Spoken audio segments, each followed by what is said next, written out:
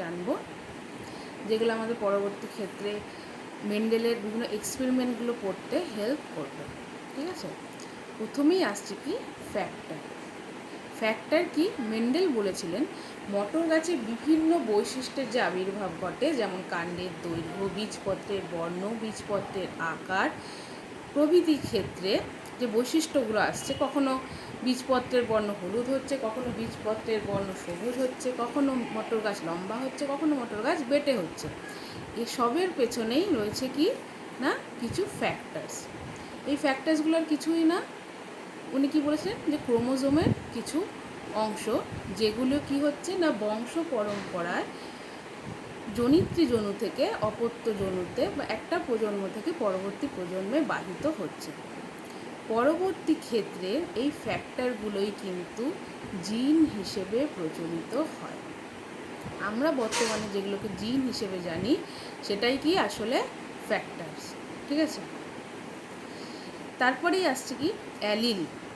একটা কথা আমি বলে রাখি, তাহলে যদি যেমন এইবারই মাধ্যমিকে এসেছে যে মেন্ডেল, আমি এক্স্যাক্ট কোশ্চেনটা বলছি না, মানে যেটা জিসটা হলো কি মেন্ডেল জিনের আবিষ্কর্তা বা মেন্ডেল জিন আবিষ্কার করেছিলেন, এটা সত্য না মিথ্যে হবে? অবশ্যই কী হবে? মিথ্যে হবে। কিন্তু মেন্ডেল যেটা আবিষ্কার করেছিলেন সেটা জিন নয়, তার নাম দিয়েছিলেন উনি ফ্যাক্টর। জিন তখন প্রচলিত ছিল না। ঠিক আছে, তারপরে আসছে কি অ্যালিল। অ্যালিল কাকে বলে? অ্যালিল কাকে বলে বলতে গেলে আমাদের প্রথমে জানতে হবে কি সমসংস্থ ক্রোমোজোম কাকে বলে।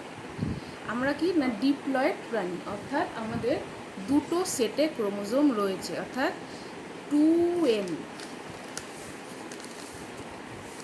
হিসেবে। 2n হিসেবে মানে কি প্রত্যেকটা ক্রোমোজোম জোড়ায় জোড়ায় অবস্থান করছে। আমাদের কটা ক্রোমোজোম টোটাল? 46টা ক্রোমোজোম।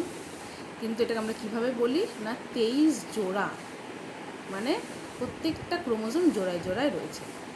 এই প্রত্যেকটা এক জোড়া ক্রোমোজোমের একটা ক্রোমোজোম আসে বাবার থেকে, আর একটা ক্রোমোজোম আসে মায়ের থেকে।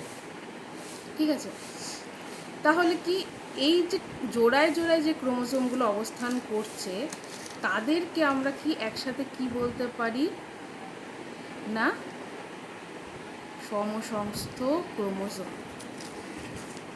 সমসংস্থ ক্রোমোজোম, এরকম 23 জোড়া ক্রোমোজোম রয়েছে। ঠিক আছে, এবার আসছি সমসংস্থ ক্রোমোজোম জেনে গেলাম কি সমসংস্থ ক্রোমোজোমের প্রত্যেকটা জিনের অবস্থান কিন্তু একই হবে। অর্থাৎ কি আমি জাস্ট এরকমভাবে বলছি, এই দুটো ধর সমসংস্থ ক্রোমোজোম, যদি কোনো জিনের অবস্থান এখানে একটা ক্রোমোজোমে যদি এখানে হয়, তার সমসংস্থ যে ক্রোমোজোম রয়েছে তারও কিন্তু একই জায়গায় ওই সেম জিন অবস্থান করবে। ঠিক আছে, বোঝা গেল? সমসংস্থ ক্রোমোজোমে জিনগুলোর অবস্থান কিন্তু সেম হবে। তাহলে আরেকটা জিন, তারও অবস্থান এর সঙ্গে এক হবে। ঠিক আছে, তাহলে সমসংস্থ ক্রোমোজোমে কি জানলাম যে জিনগুলোর অবস্থান মোটামুটি সবকটারই সেম হবে, দুটো ক্রোমোজোমেই সেম হবে এবং জিনগুলো একটি নির্দিষ্ট জিনই হবে। ঠিক আছে, এবার অ্যালিল কাকে বলে যদি বলি তাহলে কি বলবো, জিনের বিভিন্ন রূপকেই বলা হয় কি অ্যালিল। কি বললাম?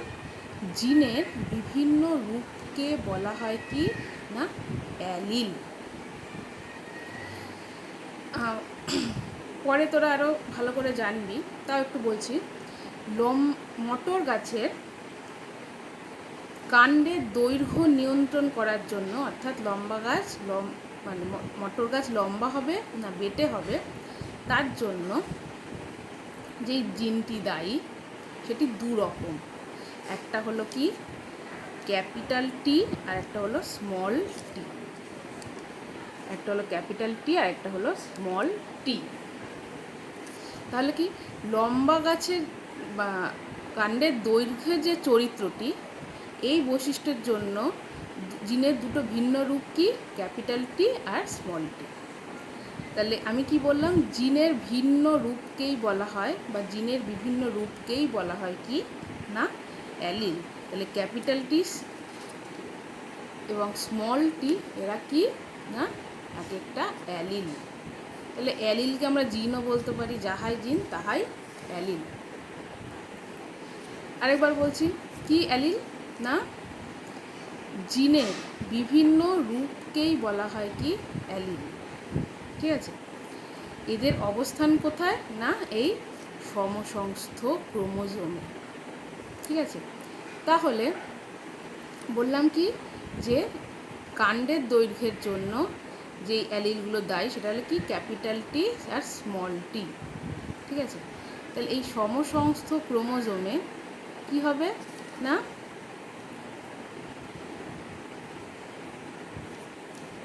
এরকমভাবে অবস্থান করতে পারে জিনের দুটো ভিন্ন রূপ, অথবা এরকমভাবে অবস্থান করতে পারে,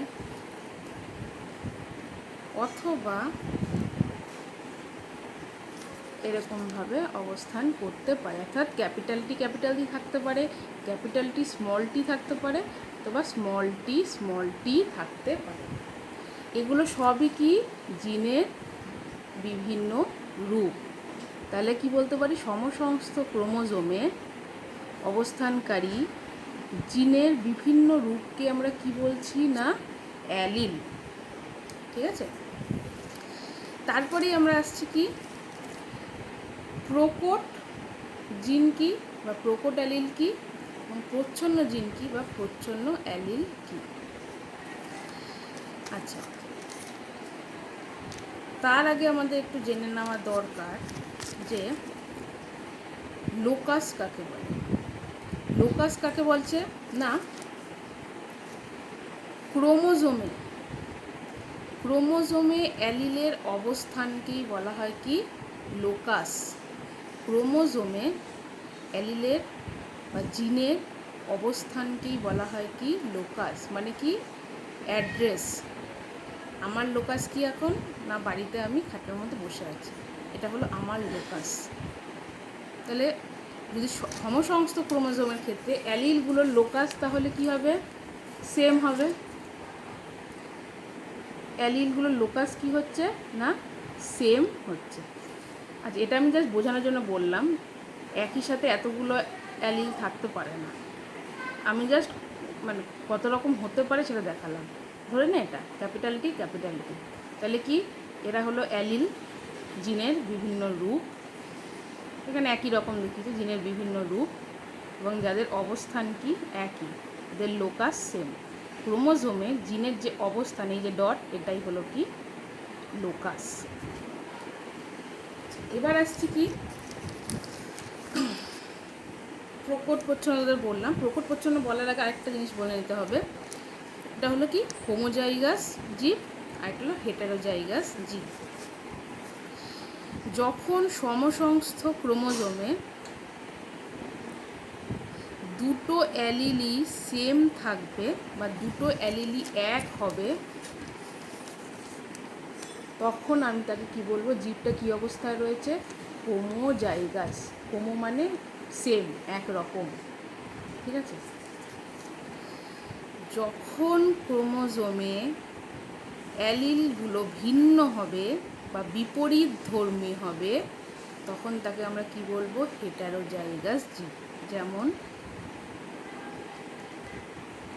capital T small tea, capital T small tea. তাহলে হোমোজাইগাস কখন বলছি, যখন বিপরীত ধর্মী অ্যালিলগুলো একই রকম হবে, সমসংস্থ ক্রোমোজোমে অবস্থিত কোনো একটি নির্দিষ্ট জিনের অ্যালিলগুলো বা কোনো একটি নির্দিষ্ট বৈশিষ্ট্যর জন্য দায়ী অ্যালিলগুলো একই রকম হবে, তখন তাকে আমরা কি বলবো না হোমোজাইগাস। যখন অ্যালিলগুলো ভিন্ন হবে তখন আমি তাকে কি বলবো হেটারোজাইগাস। এইবার আমাদের আলোচ্য বিষয় হলো এই হেটারোজাইগাসকে নিয়ে। হেটারোজাইগাস জীবের ক্ষেত্রে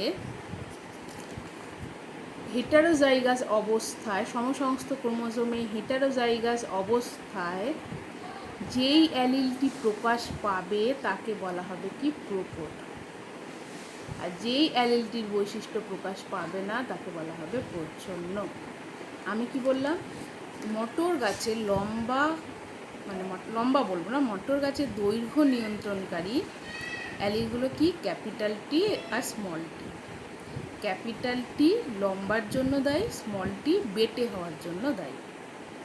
ঠিক আছে, তাহলে হেটারোজাইগাস অবস্থায়, যখন হেটারোজাইগাস অবস্থা মানে কি বললাম, যখন সমসংস্থ ক্রোমোজোমে ভিন্ন ধর্মী অ্যালিলগুলো থাকবে বা বিপরীত ধর্মী অ্যালিলগুলো থাকবে, তখন তাকে বলা হবে হেটারোজাইগাস অবস্থা।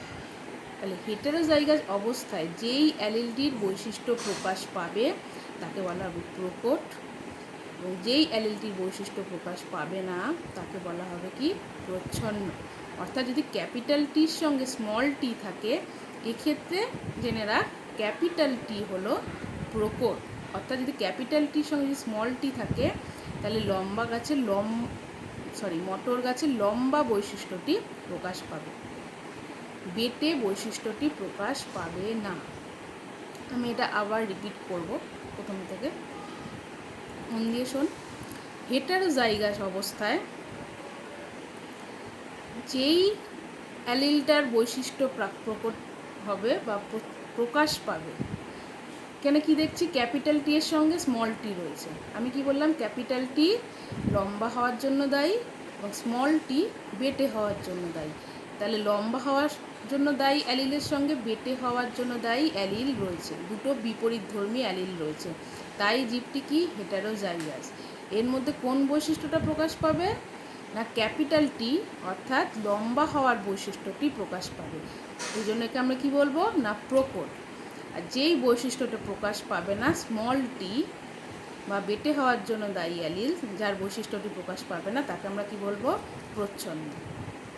ঠিক আছে, এবার আসছি